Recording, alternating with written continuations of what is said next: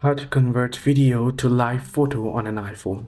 Well, if you open up Photos app, head over to the video that you wish to convert, and if you try to find the option, unfortunately direct option is not available. Through the Photos app on an iPhone, you won't be able to convert your video to your live photo. So to do so, you'll have to download third-party compatible apps. So head over to your Play App Store and then search in for certain apps that can turn your video into live photo. For instance, you can use the intoLive application. So if you have the intoLive, search in for intoLive and get this particular app.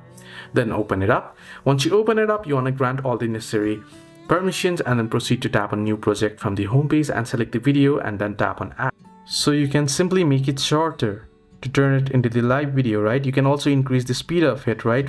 So normally so you can see here this way.